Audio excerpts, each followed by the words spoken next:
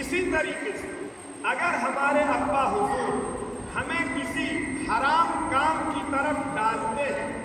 حرام کام کی طرف دعوت دیتے ہیں، حرام کاروبار ہمیں کرواتے ہیں یا کرنے کے لیے ترغیب دیتے ہیں، تو پھر بیٹے کے لیے باپ کی پیروی کرنا، باپ کی بات ماننا نہیں چاہیے۔ یہ اللہ رب العزت کی طرف سے حکم بھی ہے، اور فرمایا ہم سب کے آقا حضور اکرم صلی اللہ علیہ وسلم نے لا طاعت لمخلوق فی معصیت الخالق، اللہ کی نافرمانی کر کے مخلوق کے کسی فرد کی کوئی تابعداری اور کوئی پیروی اور کوئی فالوئنگ نہیں کی جائے۔ یہ ابراہیم علیہ السلام کی ذات میں سب سے پہلا اور بنیادی نمونہ ہے کہ آدمی کو اپنے عقیدے کے اندر، اپنے اعمال کے اندر، حرام سے اجتناب کے اندر بالکل اسٹک ہونا چاہیے۔ جو ہمیں رولز دیے گئے ہیں، جو ہمیں قانون بتائے گئے ہیں شریعت کی روشنی میں، وہ لگے لکھتے نہیں، وہ آر یا بار، حرام یا حلال، آپ کیجئے یا چھوڑیے۔ ایسا نہیں کہ صاحب جسے ہم کہہ دیتے ہیں یہ بھی چلتا ہے، یہ بھی چلتا ہے، یہ بھی چلتا ہے، آپ کے اپنے دماغ میں چلتا ہے لیکن اسلام میں ایسا نہیں۔ آپ کی اپنی تھنکنگ میں یہ بھی چلتا ہے، یہ بھی چلتا ہے، لیکن اسلام کا جو کانسیپٹ ہے وہ بالکل کلیئر۔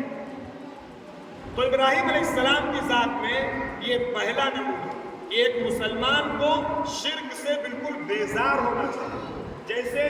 کہا گیا کہ صاحب موم بتی جلائی جائے،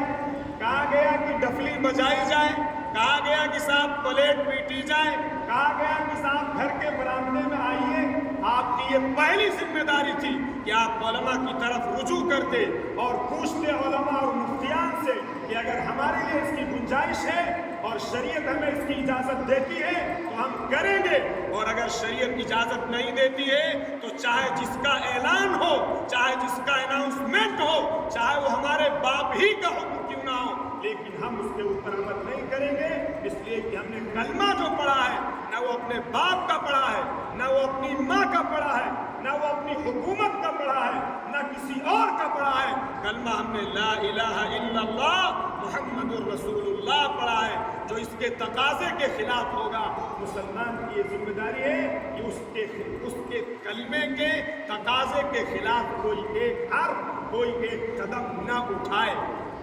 تو یہ پہلا ابراہیم علیہ السلام کی ذات میں نمونہ ہے جو قرآن نے کہا قَدْ كَانَتْ لَكُمْ أُسْوَةٌ حَسَنَةٌ فِي إِبْرَاهِيمَ۔ صرف صاحب قربانی کر دینا اور اس کے اسٹیجز بتائے جائیں گے کہ قربانی کا کیا مقصد ہے، قربانی کیسے ہونی چاہیے، اور گوشت کھا لینا، صرف یہ نمونہ ابراہیم علیہ السلام کی ذات میں صرف نہیں، یہ پہلا نمونہ، بنیادی نمونہ کہ ان کو ان کے گھر سے بیزار کیا گیا، ان کو اپنے ابا چھوڑنے پڑے، ان کو اپنے گھر بار چھوڑنا پڑا، ساری چیزوں کو چھوڑا، لیکن کلمے کے خلاف کوئی ایک سینٹنس، کلمے کے خلاف کوئی ایک جملہ، کلمے کے خلاف کوئی ایک ایکٹیویٹی انہوں نے نہیں کی، دنیا کو یہ بتانے کے لیے کہ کلمے کے خلاف کوئی ایکٹیویٹی نہیں کی جائے گی، گھر چھوڑنا پڑے گھر چھوڑا جائے گا،